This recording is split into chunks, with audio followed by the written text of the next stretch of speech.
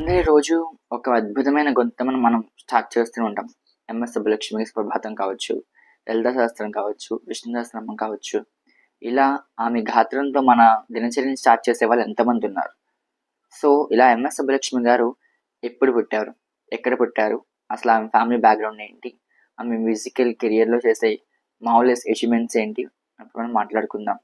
MS Subbalakshmi గారు 1916 మదురైలో September 16న పుట్టారనమాట.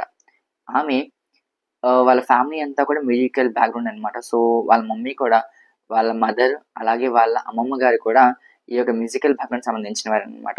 వాళ్ళ అమ్మగారు షణ్ముగన్ వడియర్. ఆమె కూడా ఈ యొక్క వీణా సాహిత్యంలో చాలా అద్భుతమైన ప్రదర్శన చేసేవారు. అలాగే వాళ్ళ అమ్మమ్మ గారు అక్కమ్మ ఆమె కూడా మనకి ఈ యొక్క వయలిన్ మీద ఎంతో ప్రాచుర్యం కలిగిన వారనమాట. సో, ఇట్లా వాళ్ళ ఒక ఫ్యామిలీ అంతా కూడా మ్యూజికల్ బ్యాక్‌గ్రౌండ్ ఉండడంతో ఈమె అవలీలగా సంగీతం మీద ఎంతగానో ఆసక్తి పెరిగిందనమాట. ఈ యొక్క ఎంఎస్ సుబ్బలక్ష్మి గారికి.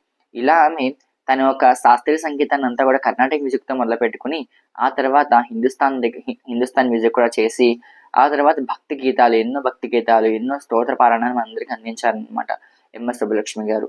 అలాగే ఈమె ఈ యొక్క శాస్త్రీయ సంగీతం, భక్తి గీతాలతో కాకుండా ఇంకా సినీ ప్రవేశం కూడా చేశారు. 'మీరా' అనే సినిమాతో ఆమె యొక్క వెండితెరకి ఒక నాంది పలికారని చెప్పొచ్చనమాట. సో, ఈ యొక్క 'మీరా' సినిమాలో అలాగే ఇంకా 'సావిత్రి' గారికి, అలాగే 'జమున' గారికి, 'అంజలి' గారికి ఎంతో మందికి తన ఒక గాత్రాన్ని అందించి, ఈ యొక్క పాటలు పాడి మనందరిని కూడా ముగ్ధుల్ని చేశారు ఈ ఎంఎస్ సుబ్బలక్ష్మి గారు కావచ్చు. ఈ ఎంఎస్ సుబ్బలక్ష్మి గారు అంటే అందరికీ కూడా ఎంతో గౌరవం. బికాజ్ హెలెన్ కిల్లర్ మనం చాలా మందికి తెలిసుంటది. బికాజ్ ఆమెకు డఫ్ అండ్ డమ్ అని చాలా మందికి తెలిసుంటది. ఆమె కూడా ఈ యొక్క ఎంఎస్ సుబ్బలక్ష్మి గారి పాటని వింటూ ఆమె ఒక వాయిద్యాన్ని వింటూ ఆమె ఒక హెల్ప్ తీసుకొని ఆ పాటంతా విని ఆమె తన్మయత్వంతో కళ్ళ నుంచి నీళ్ళు కూడా కారిపోయాయని చెప్పొచ్చు. అలాగే మనకి జయంత్ మహత్తన్ ఆయన కూడా మనకి 50 వైలెన్స్ ఇన్‌స్ట్రుమెంట్ మ్యూజిక్స్‌తో చేస్తూ ఉన్నారనమాట ఆయన.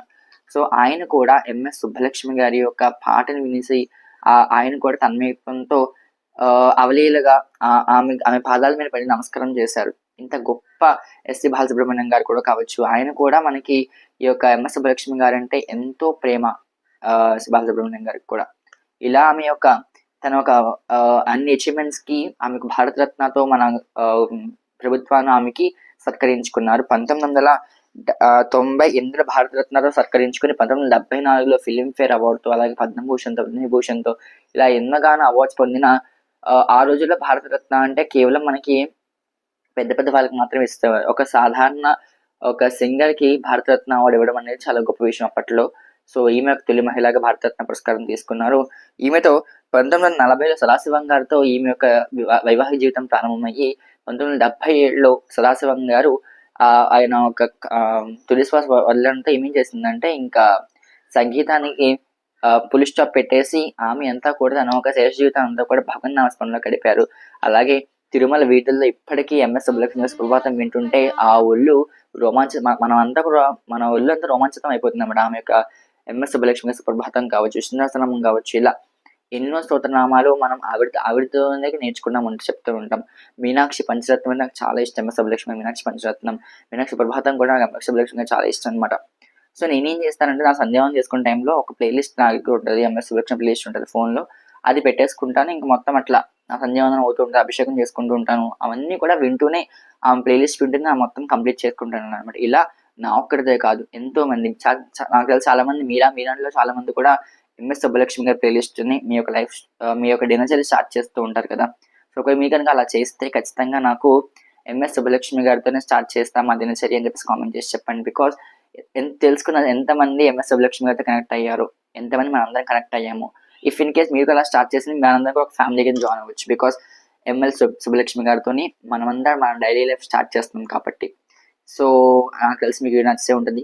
నచ్చితే ఖచ్చితంగా మన ఛానల్ లైక్ చేసి సబ్స్క్రైబ్ చేసుకొని మరిన్ని వీడియోస్‌కి పక్కన బెల్ ఐకాన్ క్లిక్ చేస్తే నోటిఫికేషన్ వస్తే తప్పకుండా చూడండి. అలాగే ఈ ట్రిబ్యూట్ లెజెండర్స్ అనే సీరీస్‌లోకి ఇంకా కొత్త మంది ఇంకెంతమంది తీసుకురావాలని నాకు చాలా ఆశగా ఉంది. సో, వాళ్ళందరిని మీకు పరిచయం చేస్తాను. పరిచయం చేసుకోవడానికి మీరు సిద్ధంగా ఉంటే ఛానల్ సబ్స్క్రైబ్ చేసుకోండి. శ్రీమాత్రే నమః.